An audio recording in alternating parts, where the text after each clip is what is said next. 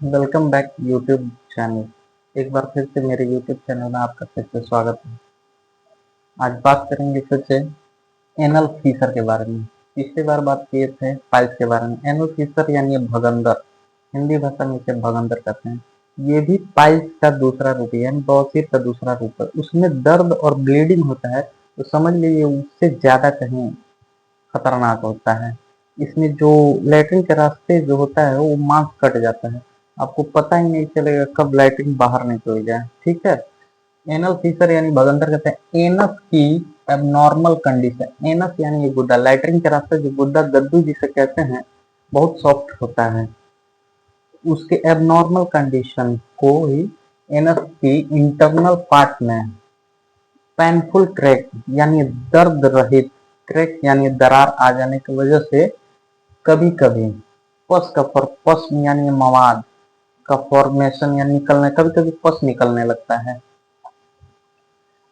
इसका काज काज यानी कारण ये है कि लार्ज तथा हार्ड स्टूल पास, लार्ज यानी ज्यादा मल त्याग जो होता है हार्ड कंडीशन या कॉन्स्टिपेशन की वजह से, जो मल का त्याग करते हैं उसके वजह से होता है। कॉन्स्टिपेशन यानी कब्ज के कारण होता है। बॉल मूवमेंट कंडीशन में भी होता है जो ज्यादा समय से रहता है। और डायरिया, डायरिया यानी ये अतिसार, अतिसार का है या पेट की गड़बड़ी की वजह से जो लंबा समय से डायरिया रहता है, दस्त जिसे कहते हैं, उसके वजह से बच्चे के जन्म के समय भी ये होता है। जैसे बच्चा होता है डिलीवरी में, उसके बाद भी ये होता है।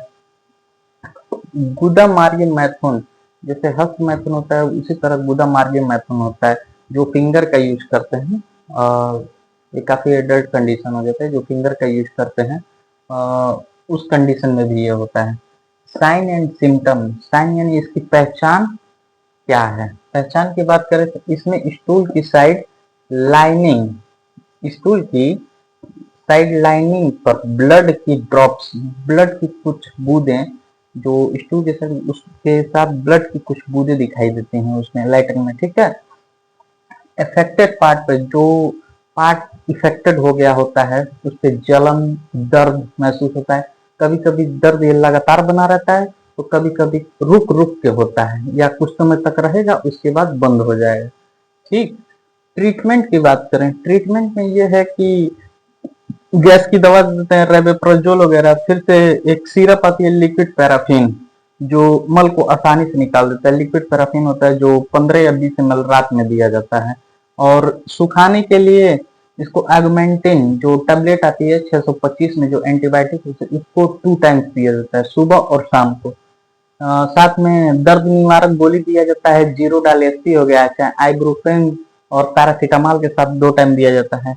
और साथ में दिया जाता है इसमें क्रीमाफिन जेल आता है, क्रेमा जेल करके 2% आता है, डिल्टिया जेम, उसको लगाया जाता है गुदा के थ्रू पे लगाया जाता है ताकि लैट्रिन आसानी से पास हो, जिसमें दर्द ना हो। लैट्रिन जाते समय उसको लगाया जाता है, कुछ समय पहले 10 या 15 मिनट पहले उसको लगाया जाता है ताकि लैट्रिन जाते समय दर्द ना हो। ठीक। और गर्म पानी में सुबह और शाम के टाइम बैठना होता है। गर्म पानी में कुछ लिक्विड डाल देते हैं, पोविडोन आयोडीन का जो लिक्विड आता है उसको गर्म पानी में डाल के उसमें बैठना होता है, यही इसका वो होता है। ठीक है। और इसमें ज्यादा फास्ट फूड वगैरह नहीं खाया जाता है। मसाला जो चिकन मटन अंडा, ये मछली हो गया, मछली और दही से ये ज्यादा बढ़ता है, कब्जियत रहता है, ज्यादा टाइम बैठना भी नहीं है जिसकी वजह से होता है।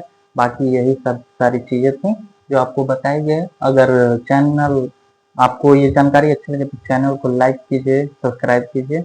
धन्यवाद।